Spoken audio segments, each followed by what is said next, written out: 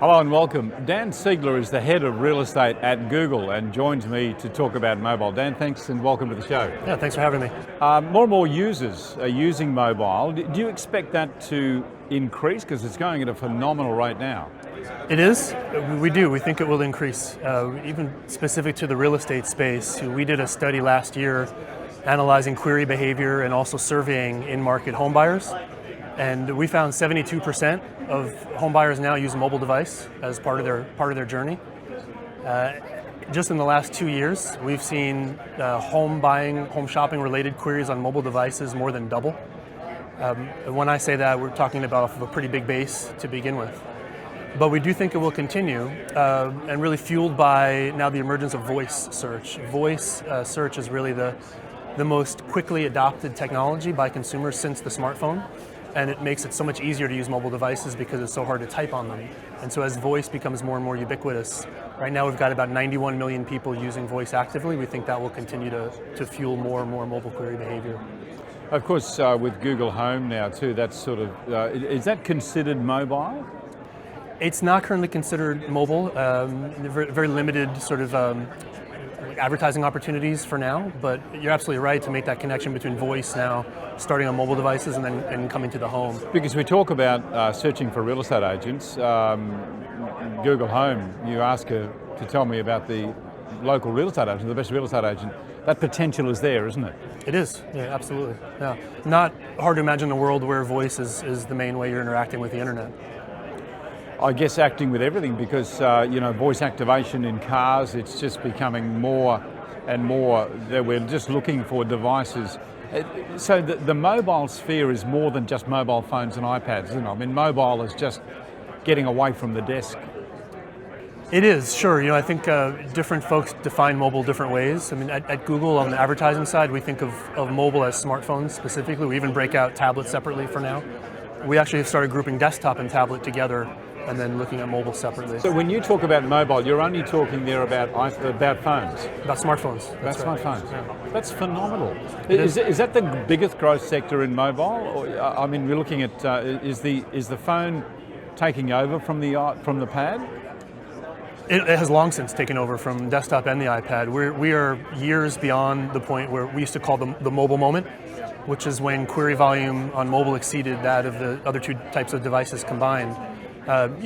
Your mobile device is what you have on you all the time, really, and desktop and tablets tend to be more stationary devices, using them in home. So, we're talking here about real estate, of course, and real estate agents. But I'm just curious to know if there is one industry that's taking up mobile more than any other.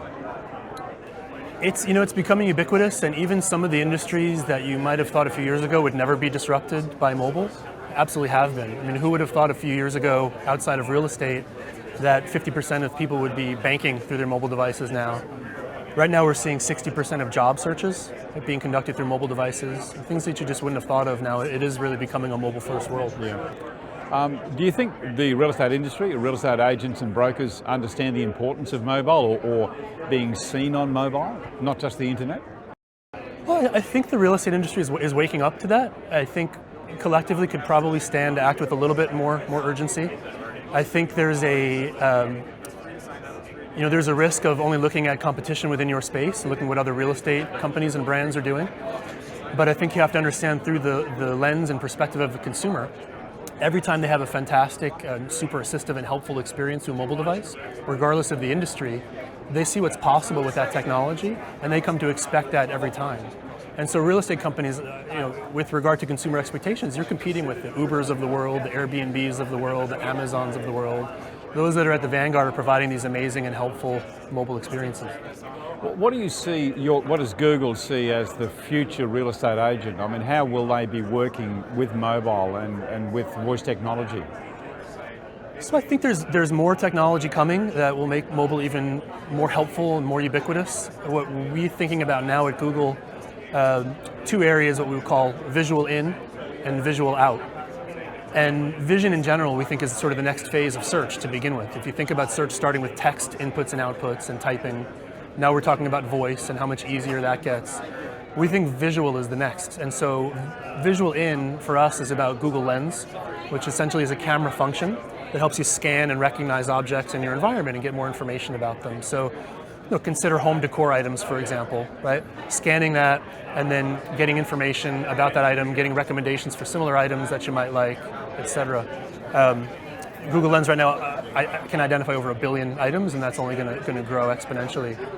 The other piece of that, what we call visual out, also really exciting. That's essentially augmented reality, or AR.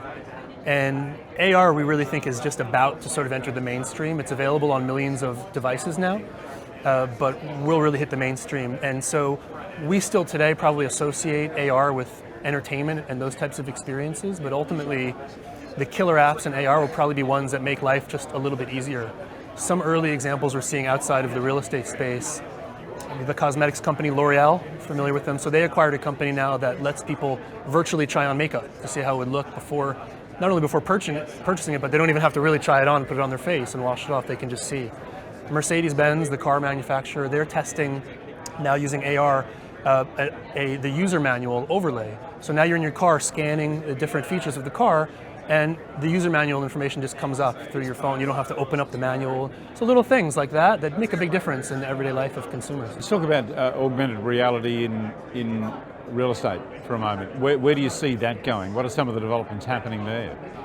So, I think we're still waiting for the industry to kind of get in front of that technology and innovate and show us how it could be used. I think it's not hard to sort of extrapolate off of some of the home decor and fashion uses we're seeing now and see how that can be impactful in a home, and looking at different features and understanding what you might want and not want in a home. But I think, right now, a lot of what we talk about in the real estate space, mobile specifically, video also, a lot of folks are playing catch up, right? Trying to catch up to existing consumer expectations.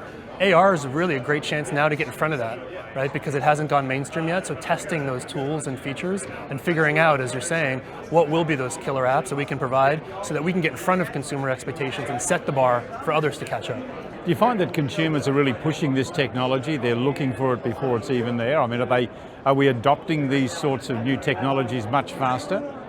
I don't. So I think the younger the demographic is, the quicker they are to adopt new technologies. And as millennials now are getting pretty close to the average first-time home buyer age of 32, you'll see that technology becoming that much more important and influential, and then moving upstream into the older demographics as well.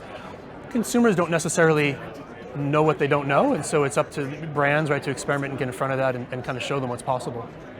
Dan, a quick question on artificial intelligence. What are some of the developments in there that are going to impact the real estate industry? Sure. So artificial intelligence are really exciting and quickly developing field, specifically, say, machine learning and computer vision. There are a couple of applications in the real estate space. It's trying to predict the future a little bit here, but I think I can definitely see an application in the appraisal process, being able to factor in expected future home value in a way that the current human-only process doesn't really pick up. You can't really get it through comps. For example, trajectory of property tax rates, or maybe recent changes to zoning or transportation laws, right? Being able to factor in that expected future value.